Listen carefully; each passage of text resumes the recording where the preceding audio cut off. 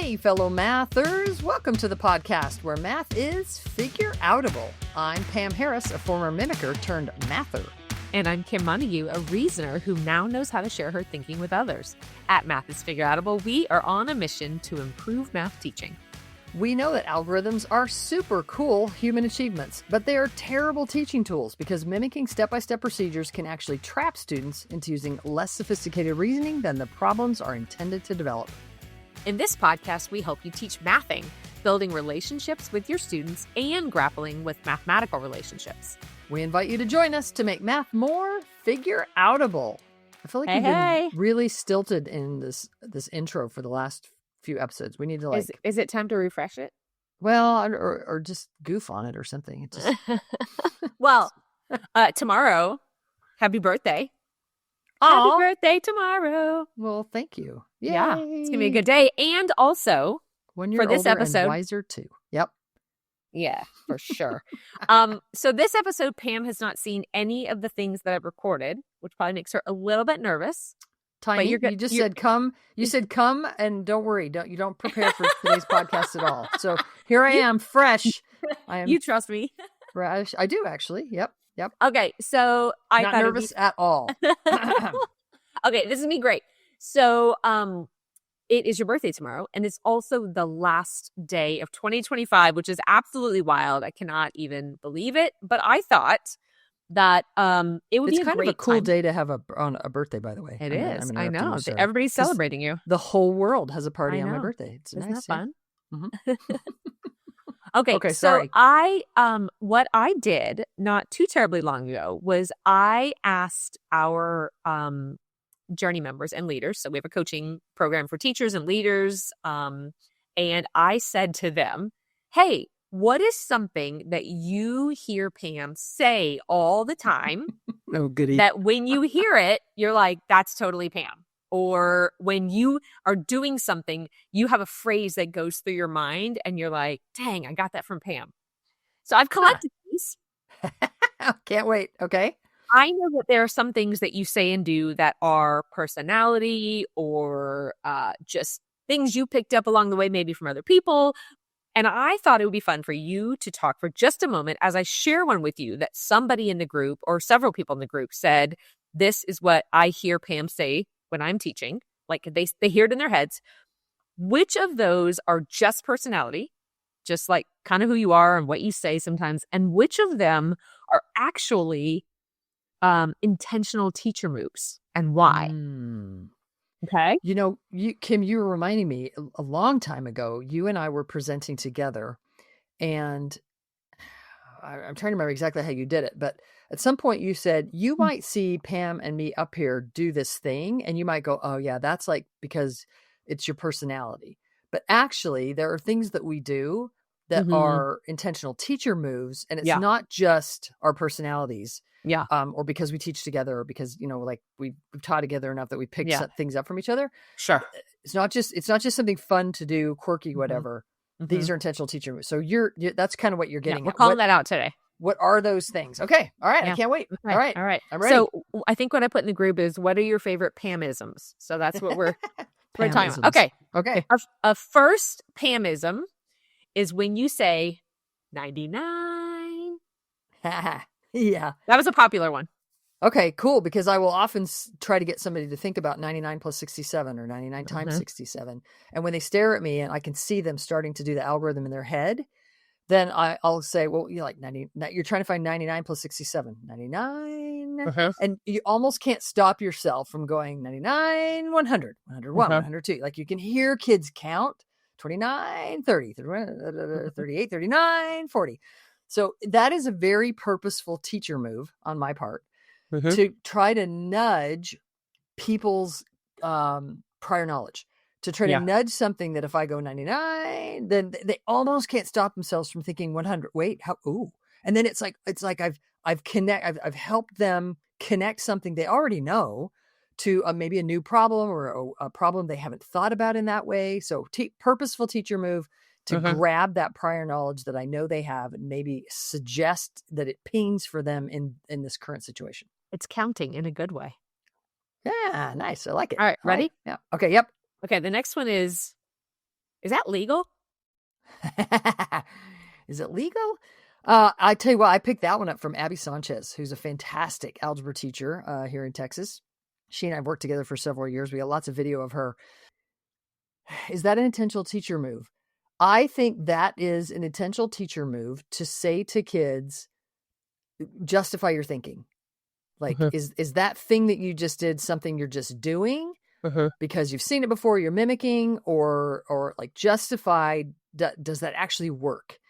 That one's, I got to be honest with you, this one's a little bit tricky for me. I've actually wondered about it a little bit because it could send the message. Does it fit somebody else's prescribed rule that they've given you? That did you memorize? And I don't want to send that message. I do want to send the message. Have you thought that through? Can you justify it? Can you make sense of it logically? So that one's a little tricky for me. Do you know when I use it? I use it when I see a lot of students doing a lot of the same thing. And then I have a student say something slightly different. Maybe they used a strategy. The kids they're used to using algorithms. And I'll look at the rest. So I'm not looking at the kid who says the thing. I look at the rest of the class to say, is what they did legal? Can we do that? As you know what I mean? Like we're putting out the idea that you might be dubious about what they said because you can't do that. We're just raising it for everybody. Nice. Yeah, that would be a good intentional time that your meaning would be clear. I like it. Okay. All right. Yep. Ready for another one. Okay. And what is 137? Isn't it nice when the answer is the question? Yeah. So I try to point out moments when people are solving problems and they get to a point where they've created. So like a minute ago, I said 100. What is 99 and 67? I think you just said 37. So what is 99 and 37? And no, 99. And then they'll say, oh, well, that's like, I could just give 1 to the 99 to make 100. And then I'd have, in this case, you said 37. So I'd add the 137. At that point, I'd say that, well, what is 137? Oh, it's like the question is the answer. That's a good moment to point out because that's never true in our traditional algorithms, where when you're doing a traditional algorithm, you do these digit calculations. And so by the end of it, you're not to a place where you're at what is 100 plus 37? What is 137? And the answer is 137. The answer is the question isn't the answer. It's never true in an algorithm. So I like to point out those moments so that people get a chance to go, that's what it's like to math. You're using the magnitudes, you're in the relative sizes of number as you're thinking. That's mathing. So pointing those out, that's definitely an intentional teacher move. Yeah. Okay, this next one might be related a little bit. Sometimes you say, sit up tall, you just mathed.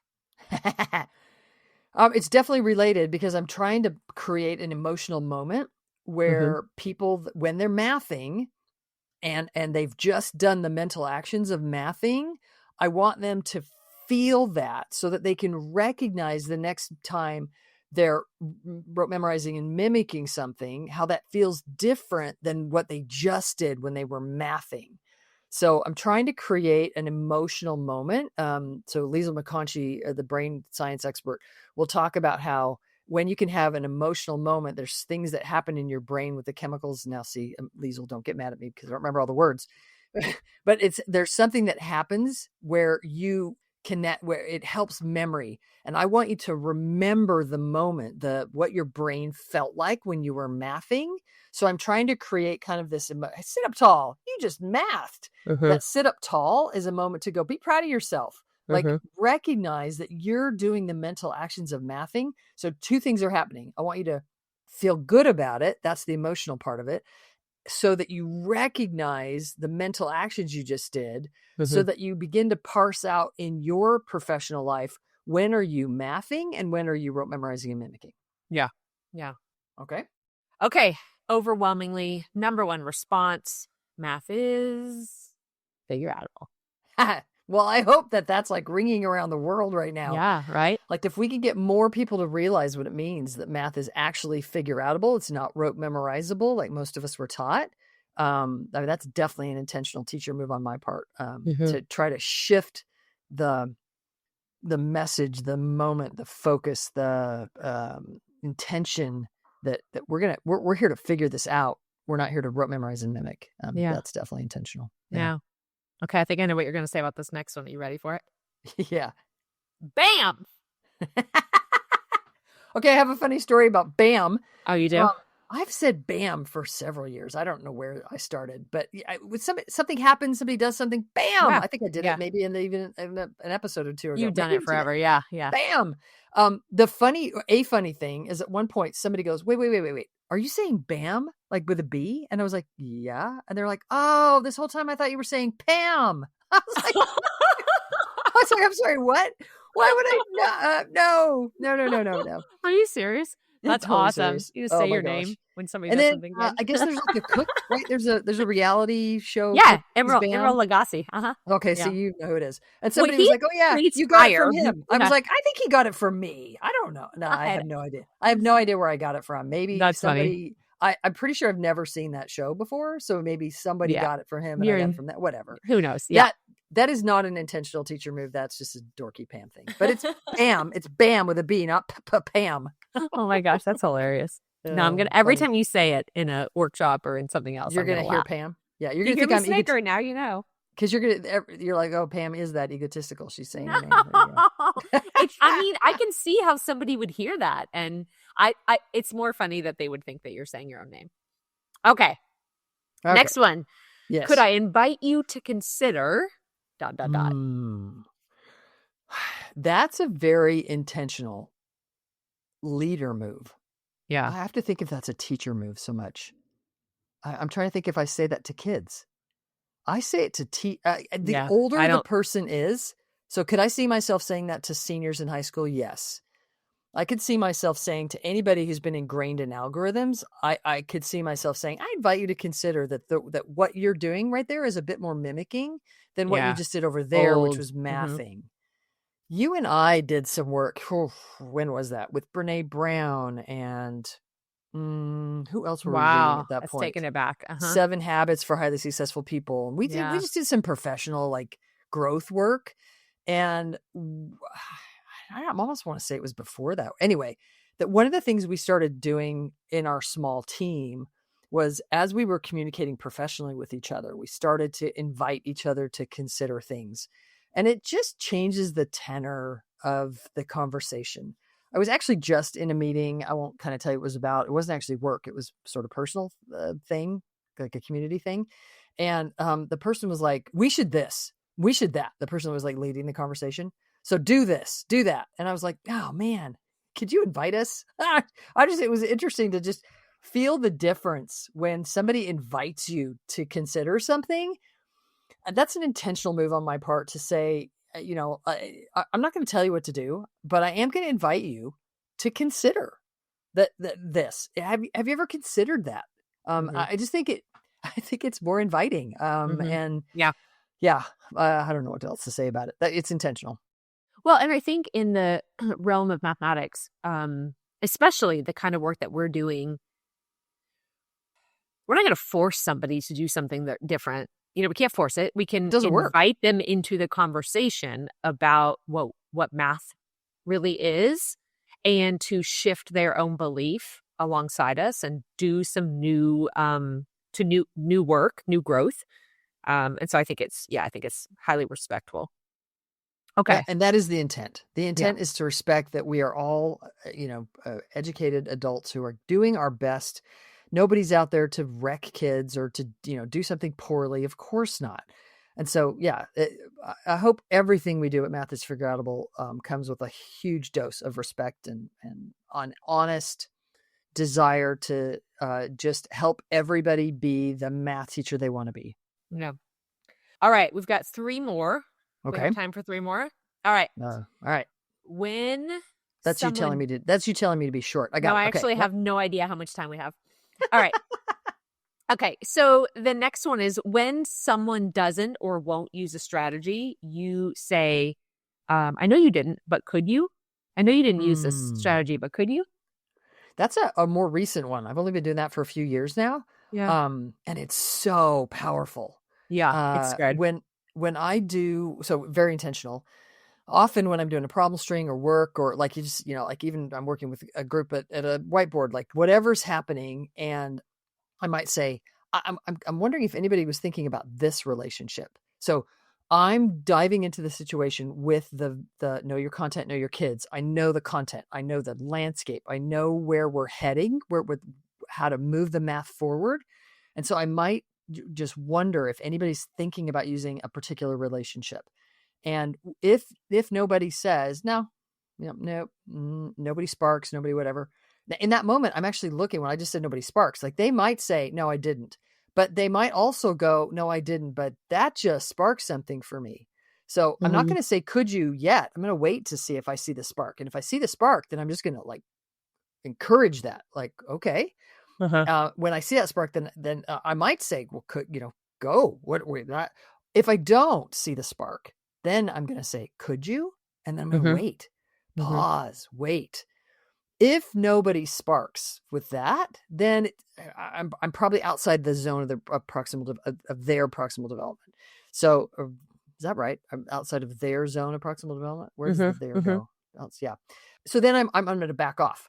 But in that moment, if it sparks, then we'll dive. Dive, not meaning I'm going to now tell them what to do, but I'm going to say, how does that impact? How are you thinking about that? What are you inclined to do right now? Like, does that go somewhere? So I love that move. I wish I knew who I got it from. But yeah, that's a nice one. That Kim, I think that really speaks to many people see this weird dichotomy in teaching. You're either discovery learning or you're direct teaching or whatever. You're telling kids exactly what to do. And those are the only two sort of sides of things. Whereas most teachers are like, that we know that's not true. Everybody's doing a bunch of a mixed mash of everything. But if you are arguing that discovery, quote unquote, learning doesn't work, you sort of think that there's this, everybody's just wandering around and nobody's being helpful. The teacher's not guiding at all, right? It's just like, sure hope you guys discover that on your own. Yeah. This is an example of a very intentional teacher move that is moving the math forward in a way that honors the kid's agency and what the kid brings to the table and what the students are already is pinging for them and that they can sort of move forward with, but isn't me saying, now go mimic this. Right. So it's that fine, I don't want to say fine line because that makes it sound like it's on either side. It's a craft. It's a way of knowing the direction that we want to take the math, that we want to help develop kids' brains, and getting that to happen by involving them in it.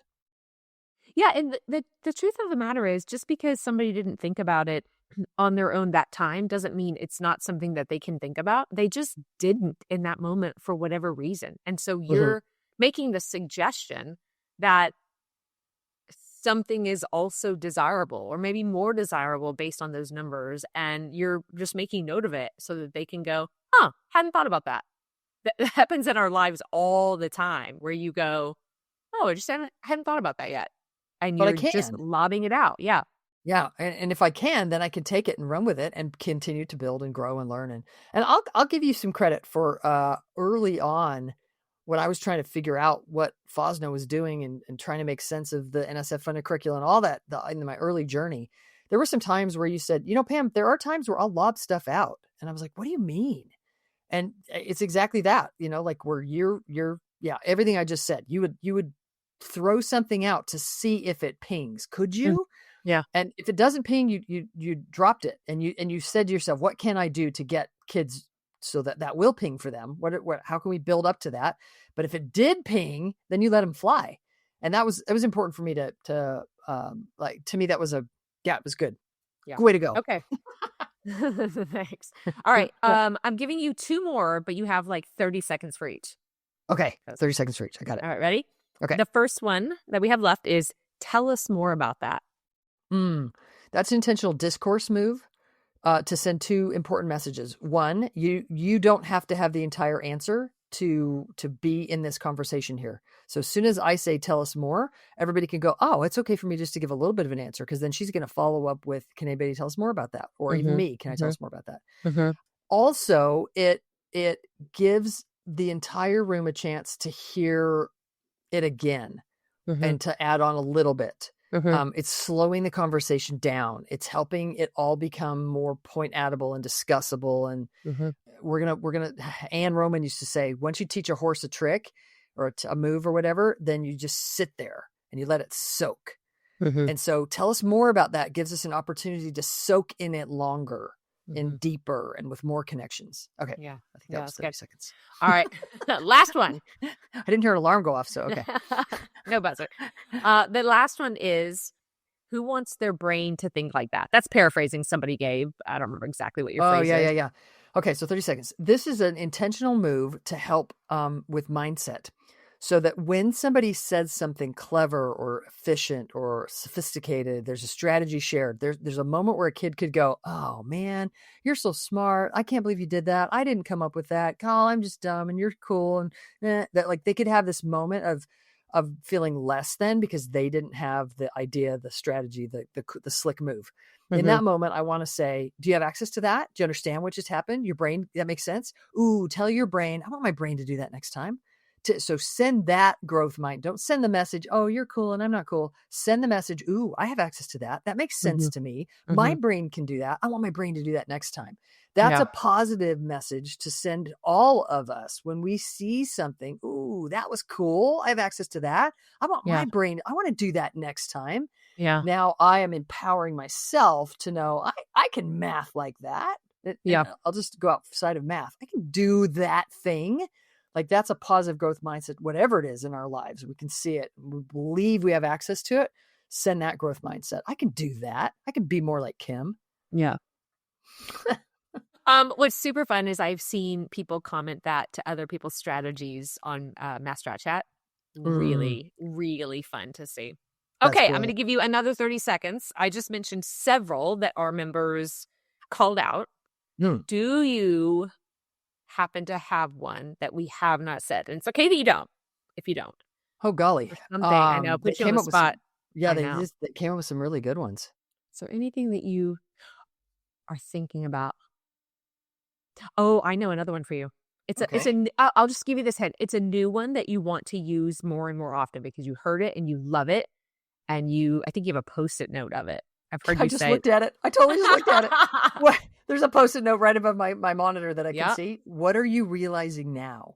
Yeah, so good. And I'm still not using it as much as I want to. But I actually heard a teacher say it the other day. And I was like, "Oh, great teacher move." Yeah. It's a way of recognizing that learning is continual and that learning is when we realize something, that making the math realizable. So it's a moment where if even if a person wasn't thinking that way, but as they're like, "Oh yeah, that makes sense," then I can go, "Ooh, what are you realizing now?" Giving them an opportunity to clarify it, cement it, make it theirs. Yeah, that's a really good one. Yeah. It's a favorite for sure. All right, listeners, you can choose to work on the one that we are continuing to work on. You can choose any of these other fan favorites. You can even say Bam, but not Pam, because that's just personality.